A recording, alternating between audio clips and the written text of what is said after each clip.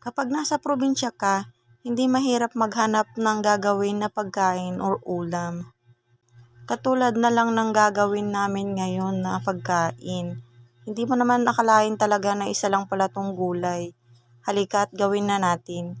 Meron kami ditong puso ng saging, 2 piraso yan na medyo malaki-laki. Hihiwain lang yan natin ng maliliit, yung as in talagang pinong-pino, parang tinadtad lang ang gagawin natin. At pagkatapos nga natin yan siyang tadtarin ng pino, lalagyan natin yan ng asin, budburan natin yan ng asin para matanggal yung kanyang katas. Pipigaan natin yan, tapos tsaka hugasan, tsaka natin lalagyan ng mga ingredients.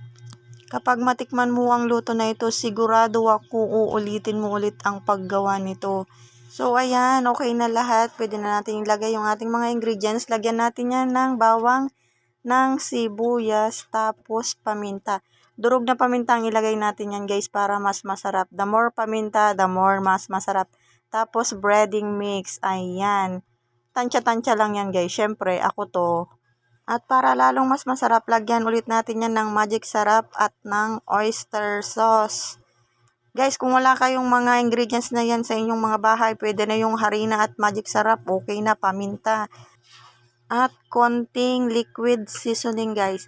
Guys, pero kung wala talaga, wag nang ipilit. Okay? Sabi ko nga, optional lang yung mga yan. Tapos, lagyan ulit natin yan ng isang itlog. Tipid yan, guys. Oo, isang itlog lang ang nilagay ko dyan. Tapos, lagyan din natin yan ng harina. 1 cup ng harina yan. Tapos, 1/4 naman na cornstarch para lang maging crunchy yan siya. Crunchy outside, pero yung loob is soft, malambot, para masarap.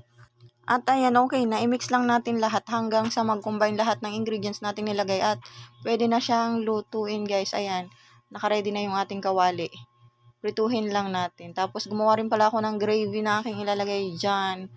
At sa susunod naman, ituturo ko sa inyo kung paano ko yung ginawa yung gravy na yan para kayo din makatikim kung ano ang recipe ko sa gravy. Okay, bye. Salamat. Thank you for watching.